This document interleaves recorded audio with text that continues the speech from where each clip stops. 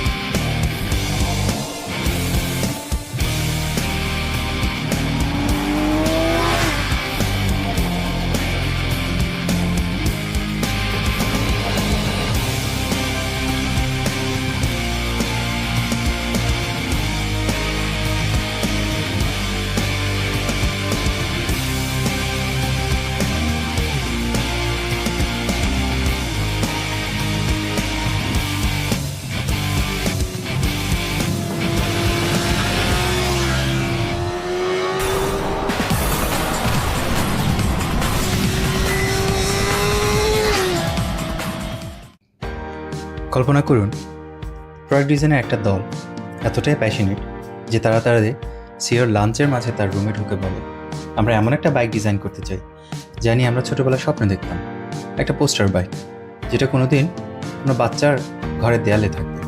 সেও একদিন বড় হয়ে আমাদের মতোই কিছু বানানোর স্বপ্ন দেখবে।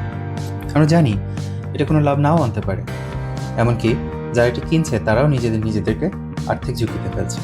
কিন্তু আমরা এমন কিছু রেখে যেতে চাই যা আমরা ওপারে চলে যাওয়ার পরেও আমাদের স্মৃতিকে বাঁচিয়ে রাখবে।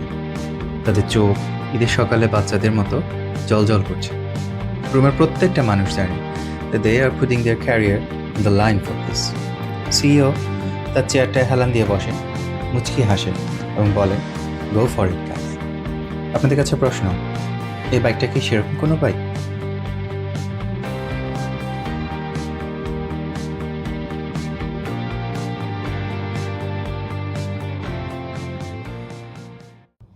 চলুন জাপানিজ কিছু লেজেন্ডকে দেখে আসি।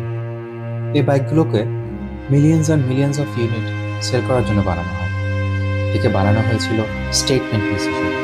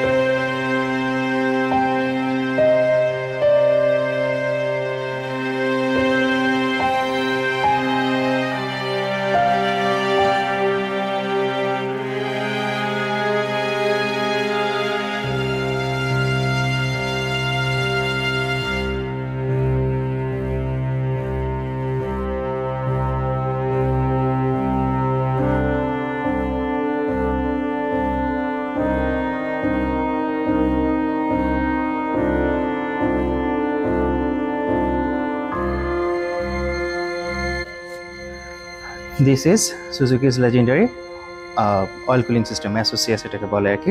এটা নতুন কোনো টেকনোলজি না। এটা বেসিক্যালি তারা 1985-এ তাদের যে GSX-R 750 যে বাইকটা আছে, ওই বাইকটার মধ্যে ফার্স্ট হচ্ছে তারা ইন্ট্রোডিউস করে। লেটার ডাউন দ্য লাইন এই প্রযুক্তিটাই হচ্ছে যুগে দেন গিয়ে হচ্ছে স্কেল ডাউন করে এই বাইকটার মধ্যে হচ্ছে তারা এসে ইন্ট্রোডিউস করে আর কি। এটা মাইন্ড বগলিং কিছু না। এটা বেসিক্যালি হচ্ছে যে ইঞ্জিন অয়েলটা যেটা আমরা দিই, ইঞ্জিন অয়েলটা এই রেডিয়েটরের মধ্যে দিয়ে সার্কুলেট করে ওই ইঞ্জিন অয়েলটাকে ঠান্ডা করে, এটা আবার গিয়ে ইঞ্জিনটাকে ওই ঠান্ডা তেলটা আবার ইঞ্জিনে যায়, হিটটা কালেক্ট করে আবার হচ্ছে এখানে সার্কুলেট হয়। That's the whole thing. আর আরেকটা জিনিস সেটা হচ্ছে unique to this bike only, সেটা হচ্ছে এটার ফ্যাট প্রোফাইলের টায়ার। পেছনে যে টায়ারটা দেখতে পাচ্ছেন আপনারা, এটা হচ্ছে 150 সেকশনের। This is unique to this bike only. আমাদের দেশে এখন পর্যন্ত আর কোনো বাইক আসে নাই যেটার পেছনে হচ্ছে 150 টায়ার সেকশনে হচ্ছে টায়ার হচ্ছে লাগানো। বেসিক্যালি আর অন্যান্য যে বাইকগুলো আছে যেগুলো আমাদের 150 সেকশনের টায়ার আছে, যেমন RC250, ইয়ামাহার R25, আর হচ্ছে কাওয়াসাকি নিনজা 250, ওগুলো একটা হচ্ছে আমাদের দেশে এখন পর্যন্ত আসেনি। আচ্ছা, লাস্ট যে জিনিসটা নিয়ে কথা বলবো সেটা হচ্ছে এটার লুকস।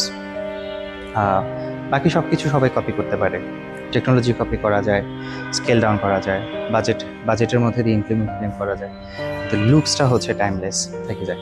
এই বাইকটার যে লুকসটা, এই বাইকটা বেসিক্যালি হচ্ছে ইন্ট্রোডিউস হয়েছিল 2019 সালে, তো আজকে প্রায় 5-6 বছর হয়ে গেল। স্টিল এই ডিজাইনটা স্টিল টাইমলেস, স্পেশালি এই ফেয়ার অংশটা। পুরো বাইকটার যে lines, the curves and everything it just flows together. এই লুকসের হচ্ছে আমাদের দেশের বেশিরভাগ ছেলেমেয়েরা হচ্ছে এই লুকসটার কারণে হচ্ছে বাইকটা হচ্ছে পছন্দ করে, নট বিকজ যে হচ্ছে এটা যুগান্তকারী কিছু হচ্ছে আমাদের দেশে ইন্ট্রোডিউস করেছে।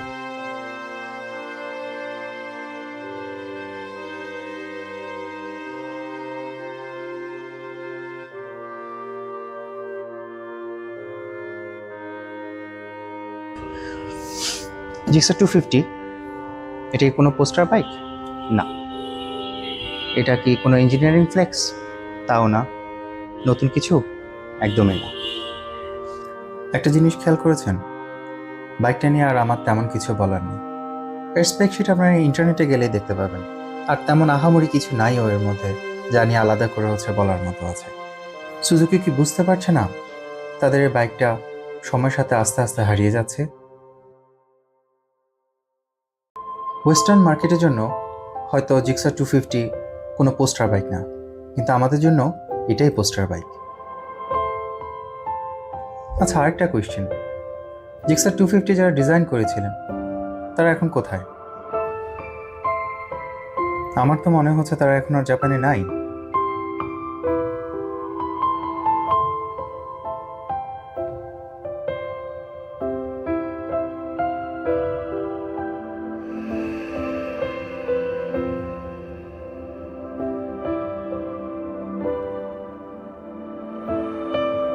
এটা কি বাইকটার ফল্ট যে তার নির্মাতারা তাকে অতীতে ফেলে চলে এসেছে?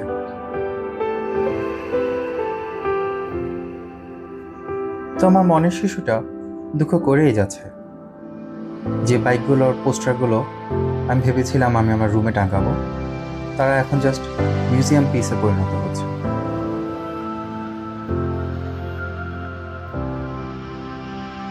না, দাঁড়ান, গল্প এখনো বাকি আছে।